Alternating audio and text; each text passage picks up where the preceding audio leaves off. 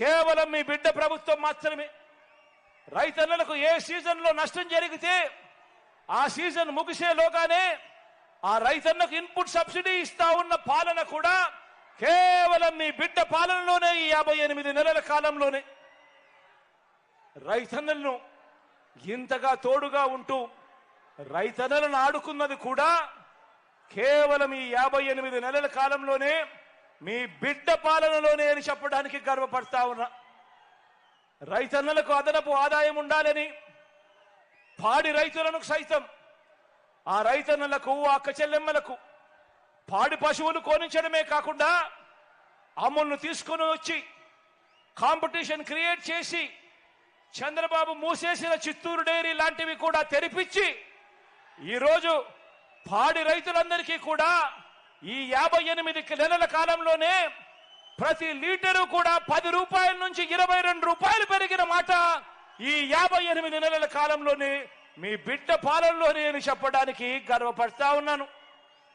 రైతన్నలకు ఏకంగా మంచి చేస్తూ 19,17,000 మంది రైతన్నలకు, వాళ్ళ కుటుంబాలకు మంచి చేస్తూ 34,72,000 ఎకరాలకు పూర్తి హక్కులను కల్పిస్తూ, సర్వ హక్కులను ఆ భూముల మీద రైతన్నలకు కల్పిస్తూ, ఆ రైతన్నలకు 22A కింద కానీ సర్వ హక్కులు కల్పించడం కానీ, తీసేయడం కానీ, సర్వ హక్కులు కల్పించడం కానీ జరుగుతా ఉన్నది కూడా కేవలం ఈ 58 నెలల కాలంలోనే మీ బిడ్డ ముఖ్యమంత్రి అయిన తర్వాతే అని చెప్పడానికి గర్వపడతా ఉన్నాను. మొట్టమొదటిసారిగా అసైన్డ్ రైతులకు ఈరోజు పట్టా భూములు వస్తా ఉన్నాయి, పట్టాలు చేతికి వస్తా ఉన్నాయి. సామాజిక న్యాయం విషయంలో సువర్ణ అధ్యాయాన్ని లిఖించినది కూడా ఈ 58 నెలల కాలంలోనే అని చెప్పడానికి గర్వపడతా ఉన్నా. మొట్టమొదటిసారిగా ఒక పేదవాడిని గౌరవించిన ప్రభుత్వం ఏదైనా ఉంది అనంటే, ఒక పేదవాడికి తోడుగా ఉన్న ప్రభుత్వం ఏదైనా ఉంది అనంటే అది మీ బిడ్డ ప్రభుత్వం అని చెప్పడానికి కూడా గర్వపడతా ఉన్నా.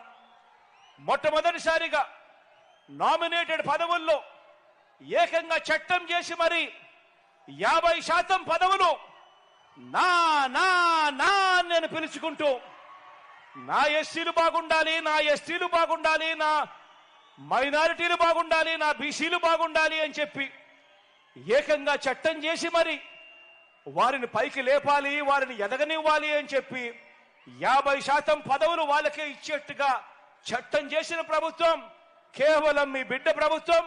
జరిగినది ఈ 58 నెలల కాలంలో నేను చెప్పడానికి గర్వపడతా ఉన్నా. మంత్రి మండలిలో ఏకంగా 68% పదవులు ఈ వర్గాలకే ఇవ్వడం దగ్గర నుంచి మొదలెడితే 2,31,000 ప్రభుత్వ ఉద్యోగాలు. రాష్ట్రం విడిపోయిన తర్వాత మన ప్రభుత్వంలో ఎన్ని ఉద్యోగాలు ఉన్నాయని చూస్తే, దశాబ్దాలుగా స్వతంత్రం వచ్చినప్పటి నుంచి మన రాష్ట్రంలో ఉన్న ఉద్యోగాలు 4 లక్షలు అయితే, ఈ 58 నెలల్లో మీ బిడ్డ ప్రభుత్వం వచ్చిన తర్వాత అదనంగా మరో 2,31,000 ఉద్యోగాలు మీ బిడ్డ ఇచ్చాడు. ఆ 2,30,000 ఉద్యోగాలలో ఏకంగా 80% ఉద్యోగాలు నా నా నా నా నేను పిలుచుకుంటా ఉన్నా. నా ఎస్సీలు, నా ఎస్టీలు, నా బీసీలు, నా మైనారిటీలు అని చెప్పి ఏకంగా 80% ఉద్యోగాలు ఆ వర్గాలకే దక్కాయి అనంటే ఆలోచన చేయమని కోరుతా ఉన్నా. నేను ఇక్కడే ఒక విషయం చెప్తా ఉన్నా. ప్రతి పేదవాడు బాగుండాలి, ప్రతి పేదవాడు కూడా బాగుండాలి. ఆర్థికంగా ఇబ్బందులు పడతా ఉన్న ఏ వర్గాలు ఉండకూడదు. అన్ని వర్గాలు రాజకీయంగా, ఆర్థికంగా, సామాజికంగా ఎదగాలి అని ప్రతి అడుగులోనూ మీ బిడ్డ తాపత్రయపడుతూ అడుగులు వేశాడు. ఇందులో భాగంగా ఏకంగా 2,70,000 కోట్ల రూపాయలు ఎప్పుడూ జరగని విధంగా ఈ 2,70,000 కోట్ల రూపాయలలో కూడా ఏకంగా 75% పైగా ఈ సామాజిక వర్గాలకే అందాయి. మీ బిడ్డ బటన్ నొక్కడం, నేరుగా నా అక్క చెల్లెమ్మల కుటుంబాల ఖాతాల్లోకి వెళ్ళిపోవడం. ఎక్కడ లంచాలు అడిగేవాడు లేడు, ఎక్కడ వివక్షకు చోటు లేదు. ప్రతి పేదవాడికి కూడా అండగా తోడుగా ఉంటూ అడుగులు పడ్డాయి. ఇక్కడే ఒక విషయం మరొకటి కూడా చెప్పాలి. ఇక్కడే పేదరికానికి కులం ఉండదు. పేదరికానికి కులం ఉండదు అని చెప్పి అగ్రవర్ణాలలో ఉన్న పేదలకు కూడా మంచి జరిగింది ఎప్పుడు అనంటే అది కూడా మీ బిడ్డ హయాంలోనే అని కూడా చెప్పడానికి కూడా గర్వపడతా ఉన్నా. ప్రతి అడుగులోనూ కూడా ఈ వ్యవస్థలోకి మార్పు తీసుకొచ్చే దిశగా అడుగులు పడ్డాయి. ఎవరు చూడని విధంగా, ఎప్పుడూ జరగని విధంగా విప్లవాత్మక మార్పులు చోటు చేసుకున్నాయి. అభివృద్ధిలో మొట్టమొదటిసారిగా వికేంద్రీకరణలో భాగంగా 3 రాజధానులు మొదలు మరో కొత్త 13 జిల్లాలు ఏర్పాటు చేయడం జరిగింది. ఎప్పుడు చూడని విధంగా 17 కొత్త మెడికల్ కాలేజీలు ఏర్పాటు చేస్తా ఉన్నాం. రాష్ట్రంలో ఎప్పుడు జరగని విధంగా కొత్తగా ఈ 58 నెలల కాలంలోనే మరో 16,000 కోట్ల రూపాయలు పెట్టి 4 సీపోర్ట్లు కడతా ఉన్నాం. రాష్ట్రంలో ఎప్పుడు జరగని విధంగా 10 ఫిషింగ్ హార్బర్లు మరో 3,800 కోట్ల రూపాయలు ఖర్చు చేసి కడతా ఉన్నాం.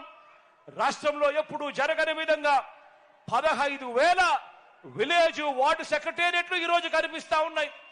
రాష్ట్రంలో ఎప్పుడు జరగని విధంగా 11,000 ఆర్బీకేలు ఈరోజు గ్రామ స్థాయిలో కనిపిస్తా ఉన్నాయి. రాష్ట్రంలో ఎప్పుడు జరగని విధంగా ఈరోజు 11,000 విలేజ్ క్లినిక్లు ఈరోజు గ్రామాలలోనే దర్శనమిచ్చే కార్యక్రమం జరుగుతా ఉన్నాయి అంటే దేశ చరిత్రలో కూడా ఇది ఒక గొప్ప అధ్యాయంగా నిలిచిపోతుంది. రాష్ట్ర చరిత్రలో ఇది ఎప్పుడూ కూడా కని విని ఎరుగని ఘట్టము అని కూడా ఈ సందర్భంగా తెలియజేస్తూ ఈ 58 నెలల కాలంలోనే ఈ మార్పులన్నీ కూడా జరిగాయి అని చెప్పి కూడా ఆలోచన చేయమని చెప్పి ప్రతి ఒక్కరిని కూడా కోరుతా ఉన్నా. అందరూ కూడా ఆలోచన చేయమని అడుగుతా ఉన్నా. మరి మీ బిడ్డ ఇన్ని చేయగలిగాడు, ప్రతి రూపం ప్రతి వ్యవస్థలోనూ మార్పు తీసుకొచ్చాడు. మీ బిడ్డ ఇన్ని చేయగలిగాడు.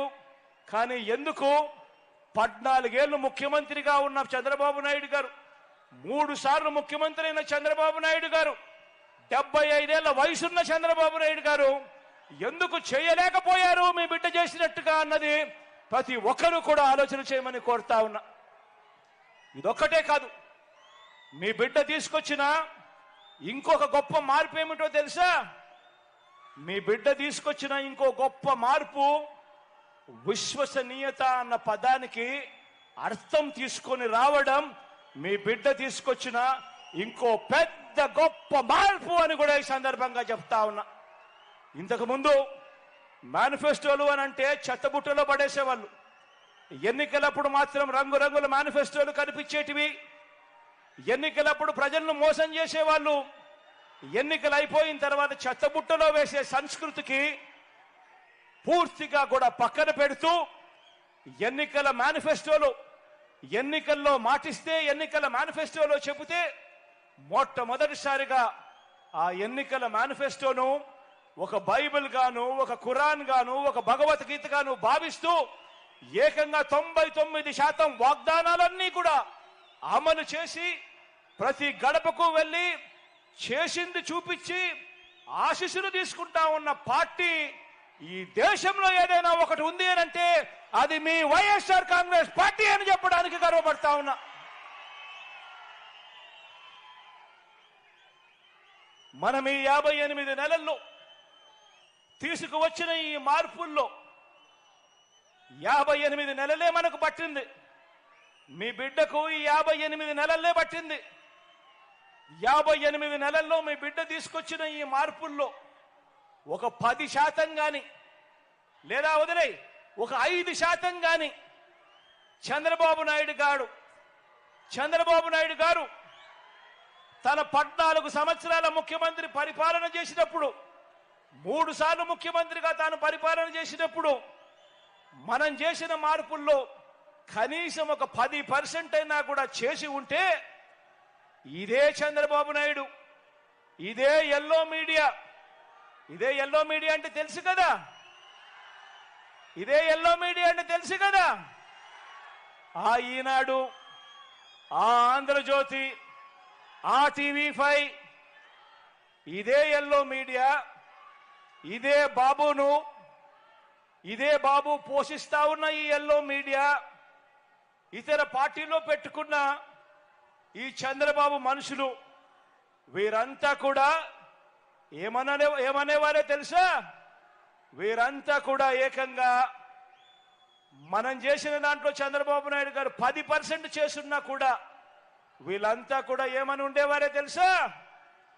మా బాబుకు, మా చంద్రబాబుకు ఒకటి కాదు 10 రంగాల్లో నోబెల్ ప్రైజ్ ఇవ్వాలని, 4 ఆస్కర్ అవార్డులు ఇవ్వాలని, 16 మెగాసెసే అవార్డులు ఇవ్వాలని United nations secretary general, world bank president వీళ్ళిద్దరూ కూడా జాయింట్ గా వచ్చి చంద్రబాబుకు శాల్వా కప్పాలని, ఇవన్నీ జరగాలని కూడా క్యాంపెయిన్ చేస్తుండేవాళ్ళు.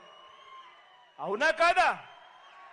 మనం చేసిన దానిలో చంద్రబాబు నాయుడు గారు 10% చేస్తున్నా కూడా చంద్రబాబు నాయుడు గారు, ఆయన ఎల్లో మీడియా, ఇవన్నీ కూడా జరిగి ఉండాలి. చంద్రబాబు నాయుడు గారిని మించిన నాయకుడు ప్రపంచంలోనే లేడు అని చెప్పి డంకా బజాయించి ఉండేవాళ్ళు.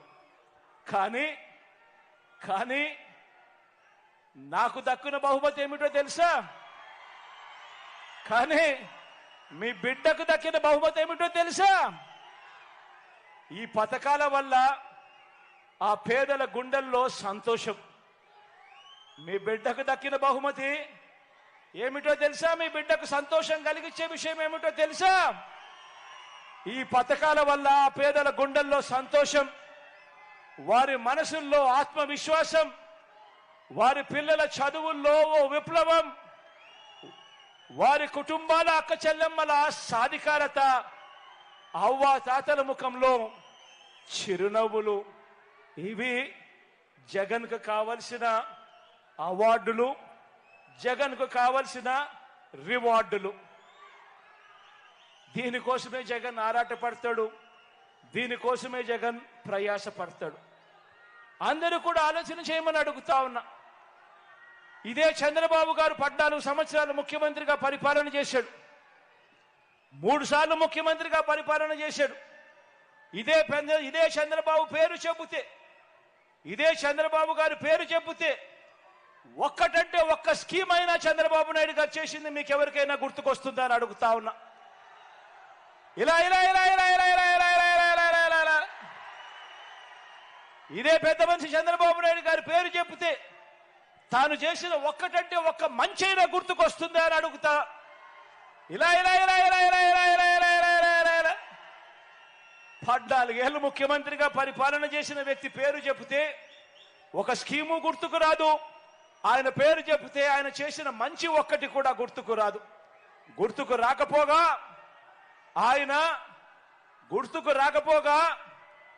ఆయన ఎందుకు బ్రాండ్ అంబాసిడర్ అంటే తెలుసా? చంద్రబాబు నాయుడు గారు ఎందుకు బ్రాండ్ అంబాసిడర్ అంటే తెలుసా? చంద్రబాబు నాయుడు గారి పేరు చెబితే ఏమి గుర్తుకొస్తుందో తెలుసా? చంద్రబాబు నాయుడు గారి పేరు చెబితే గుర్తుకొచ్చేది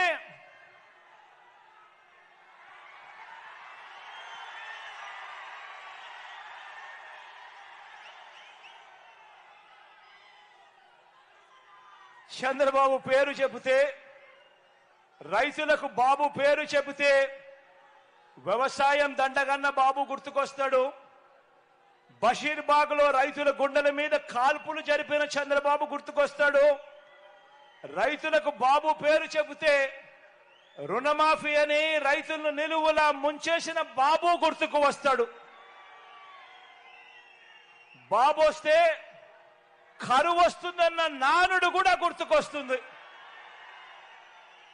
అంతేకాదు రెయిన్ గన్ తో కరువును జయించిన ఓ పిట్టల దొర కూడా గుర్తుకొస్తాడు.